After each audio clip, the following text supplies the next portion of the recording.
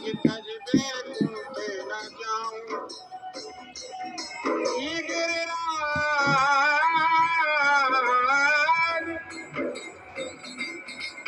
गिरिराज वास में पाऊं। तज तज बैकुंठ न जाऊं। विचरूं में लता पतन में गिरिराज तरह जीवन में। राधा कुंड गोवर्धन में आनोर जति पूरा जन्मे। कुंडन में करूं स्नान करूं जल पान परो रहूं रज में। जो प्रभु बारंबार जन्म मोहि ब्रज में। जो कछु मिले प्रसाद पाए के गोविंद के गुण गाऊं। तज तज बैकुंठ न जाऊं। श्री गिरिराज वास में पाऊं। तज तज बैकुंठ न जाऊं। पश्चिम में मोर बनइयो पद मन में वास करइयो। गिरवर पे नाच नचइयो करुणा करके को कहियो। झालर घंटन की घोर करूं सुन शोर शब्द शंखन के। सारे मन मोहन मुकट मोर कुंठन के। नेत्र सुफल हुए जब करु दर्शन निजहिए हरताऊं। तज तज बैकुंठ न जाऊं। ओम भूर्भुवः स्वः तत्सवितुर्वरेण्यं भर्गो देवस्य धीमहि धियो यो नः प्रचोदयात्। भागवत प्रेमी सज्जनों, पिछले एपिसोड में हमने चर्चा किया था कि यह कलयुग चल रहा है और काल विभाग के अनुसार इसकी उम्र 4,32,000 वर्ष है, जिसमें अभी मात्र 5200 वर्ष गुजरा है जब भगवान श्री कृष्ण इस धराधाम पर अवतरित हुए थे। ब्रह्मा के एक दिन में 14 मनवंतर होते हैं और प्रत्येक मनवंतर के बाद इंद्र, सप्तर्षि और देवतागण सब बदल जाते हैं। एक मनवंतर 71,000 चतुर्युग से कुछ ज़्यादा होता है। 71,000 चतुर्युग 71 चतुर्युग से कुछ ज़्यादा होता है। 1,000 चतुर्युग का ब्रह्मा जी का एक दिन होता है, जिसे एक कल्प कहते हैं, जिसमें 14 मनवंतर होते हैं, 14 मनु बदलते हैं और एक मनवंतर 71 चतुर्युग का होता है। इस डाटा को हमेशा याद रखिएगा। एक मनवंतर 71 चतुर्युग के बराबर होता है। तो उसके बाद जब 14 मनवंतर के बाद जब सृष्टि का प्रलय हो जाता है, जब ब्रह्मा जी की मृत्यु का समय आता है, तो ब्रह्मा जी भी उस काल से डरते हैं। ब्रह्मा जी भी अपने मृत्यु से डरते हैं। जैसे आम आदमी के साथ जो होता है, ये स्थिति ब्रह्मा जी की भी है। ब्रह्मा जी भी काल से डरते हैं। तो आइए, सुखदेव जी आगे बता रहे हैं राजा परीक्षित को, उनके प्रश्नों का उत्तर दे रहे हैं। आगे सृष्टि के विस्तार का क्रम है। सृष्टि विस्तार के क्रम में जब ब्रह्मा जी को आदेश मिला भगवान से कि तुम सृष्टि का विस्तार करो, तो उन्होंने सबसे पहले अज्ञान की 5 वृत्तियां बनाई। तम, मोह, महामोह, तमिस्त्रा, अंध तमिस्त्रा और अभिनिवेश, ये 5 जो है बने। लेकिन ब्रह्मा जी प्रसन्न नहीं हुए। फिर उन्होंने 4 सनत कुमार, सनक, सनातन, सनंदन और सनत कुमार, 4 कुमारों को बनाया। लेकिन वे ब्रह्मा जी के सृष्टि निर्माण में सहायक नहीं बने और वे तपस्या करने के लिए चले गए। इस पर ब्रह्मा जी बहुत ही नाराज हुए। उनको तो आदेश मिला था सृष्टि बनाने के लिए कि सृष्टि का क्रम आगे बढ़ाइए, सृष्टि का निर्माण कीजिए, लेकिन उनको जो पुत्र थे, उनके जो पुत्र थे चारों उन्होंने इस काम में सहायता नहीं किया। तो ब्रह्मा जी को बहुत गुस्सा आ गया। कोई भी पुत्र अपने पिता की बात नहीं माने तो पिता को गुस्सा आना स्वाभाविक है, लेकिन पुत्र भी उस तरह के नहीं थे कि सामान्य गृहस्थ आश्रम में फंस जाएं। तो ब्रह्मा जी बहुत अप्रसन्न हुए और बहुत गुस्सा उनको हुआ। उनके गुस्से से रुद्र का अवतार हुआ, रुद्र का जन्म हुआ। फिर उन्होंने रुद्र को भी कहा कि सृष्टि का निर्माण करो। तो रुद्र, जिसे हम लोग महेश कहते हैं, ब्रह्मा विष्णु महेश शंकर, तो उन्होंने जो सृष्टि का निर्माण किया ब्रह्मा जी के आदेश से, उसमें सब भूत प्रेत पिशाच बेताल यही सब बनाए। यह भी उन्हें अच्छा नहीं लगा, तो ब्रह्मा जी ने उनको तपस्या करने के लिए भेज दिया।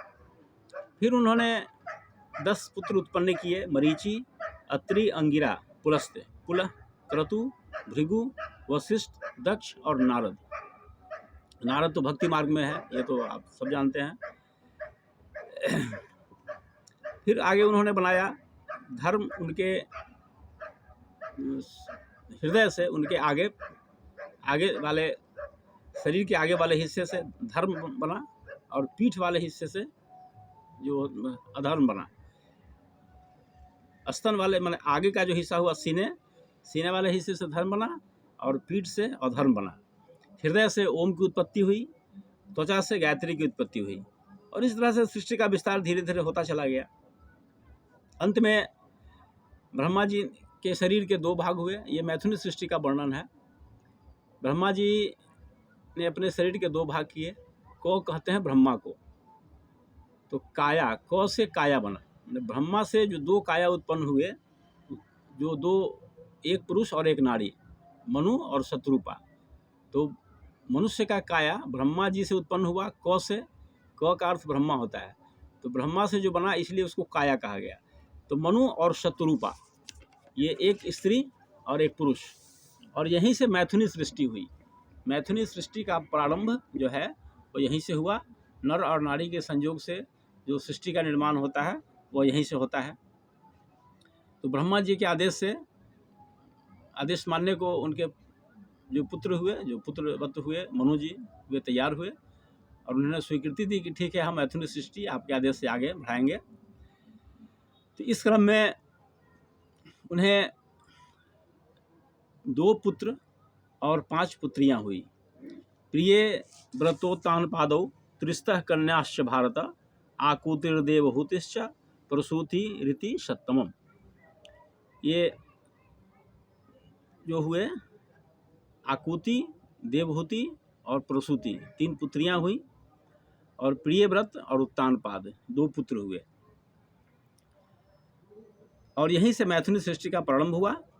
और ये सृष्टि इतना बढ़ गया कि सारा ब्रह्मांड बढ़ गया।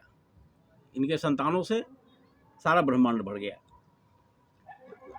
इसके पूर्व जो पिताजी का आदेश था उन्होंने तो पालन किया, मनु महाराज ने, लेकिन उससे पूर्व उन्होंने कहा कि पृथ्वी संतान उत्पन्न होगा तो पृथ्वी पर होगा, और पृथ्वी उस समय रसातल में थी। पृथ्वी को, इसकी कथा आगे है कि पृथ्वी को हिरण्याक्ष ने छुपा करके रसातल में छुपा दिया था, उसको ले जा करके। तो जब तक पृथ्वी नहीं होगी तो फिर इतनी प्रजा रहेंगी कहाँ पर। तो अब एक समस्या हुआ कि भाई ये पृथ्वी को रसातल से कैसे निकाला जाए। तो पृथ्वी को रसातल से निकालने के लिए भगवान ने वाराह अवतार लिया, वाराह का अवतार लिया, और पृथ्वी को अपने दांतों पर बैठा करके धरती को समुद्र से बाहर निकाला। उसी क्रम में उन्हें हिरण्याक्ष से युद्ध करना पड़ा। अब ये हिरण्याक्ष कौन है, इसकी कथा हम आगे बताएंगे। लेकिन एक चित्र देखने को मिलता है शुरू से ही, आदिकाल से। अभी जो लोग कहते हैं कि धरती गोल है, यह आविष्कार पश्चिम के वैज्ञानिकों ने किया है, लेकिन ऐसी बात नहीं है। ये भारत चूँकि बहुत कई वर्षों तक गुलाम रह गया, इसलिए हर वैज्ञानिक लोगों के मन में घुसा दिया गया कि जो भी वैज्ञानिक प्रगति है, जो कुछ भी उन्नतिशील बातें हैं, वो सब पश्चिम से आई हैं। लेकिन ऐसी बात नहीं है। आप जितने भी पुरानी प्रतीक देखिए भागवत का या शास्त्रों का, सब में पृथ्वी का आकार गोल है, कि जिसको वाराह भगवान ने अपने दांतों पर रख करके ऐसे निकाला, समुद्र से बाहर निकाला। तो ये सब मनगढ़ंत बातें हैं कि सब कुछ पश्चिम से आया है, ऐसा कुछ नहीं है। ये सब आदिकाल का ज्ञान है, हमारे भारतवर्ष का है, हमारे ऋषियों का यह सनातन ज्ञान है। हम इस चीज़ से परिचित नहीं हैं और हम यही चाहते हैं कि ये भागवत के माध्यम से हम आपको ये बताते रहें कि हमारी संस्कृति कितनी महान है और हमारा ज्ञान विज्ञान जो हमारे राष्ट्र का रहा है, हमारे सांस्कृतिक विरासत कितना महान है, इस चीज़ को हम जानें। आज इतिहास में उल्टी-पुल्टी बातें नई पीढ़ी को पढ़ाई जा रही हैं। इसका परिणाम ये है कि भारतीय संस्कृति से नई पीढ़ी बिल्कुल दूर होती जा रही है। तो हम इन कथाओं के माध्यम से अपनी नई पीढ़ी को भी बताना चाह रहे हैं कि हमारे देश का ज्ञान विज्ञान प्राचीन ज़माने से ही उन्नत रहा है और ये हमारा दुर्भाग्य है कि इतने समृद्ध होने के बावजूद हम लोग इतने दिनों तक गुलाम रह गए और लोगों के बीच यह प्रचार किया गया कि जो भी नई बातें हैं, अच्छी बातें हैं, प्रगतिशील बातें हैं, वो सब पश्चिम से आया है। ऐसा कुछ नहीं है, सब कुछ हमारे देश में है। हमारे ही देश के ज्ञान विज्ञान से परिचित होकर के पूरे दुनिया में इतना हो रहा है, इतना प्रगति हो रहा है। सूत्र हमारे ही संस्कृति का है, सब कुछ हमारे संस्कृति में है। तो हम आगे जो इसके बाद हम चर्चा करेंगे कि वाराह भगवान जब रसातल से पृथ्वी को बाहर निकाल रहे थे तो उन्हें हिरण्याक्ष का सामना करना पड़ा। ये हिरण्याक्ष कौन है, इसकी चर्चा फिर हम आगे करेंगे संक्षिप्त रूप में। और अपनी अपनों से दो बातें ये कहना है कि अगर आपको थोड़ा सा भी अच्छा लगता हो तो अपने घर में भागवत का प्रकाश अवश्य रखिए और दूसरे को भी प्रेरित करें। ये वीडियो अगर आपको पसंद आता हो तो आप अपने इष्ट मित्रों को भी दिखावें ताकि सब कोई इसको देखे और बिना किसी मेहनत का ये भागवत रस का पान करते करते एक दिन पूरा भागवत रस पी ले तो हमारा भी जीवन सफल हम मानेंगे कि हमारा भी जीवन सफल हो गया। इसलिए आप अपने घरों में भागवत अवश्य रखें। आज इतना ही। ओम शांति शांति सर्वारिष्ट सुशांतिर्भवतु।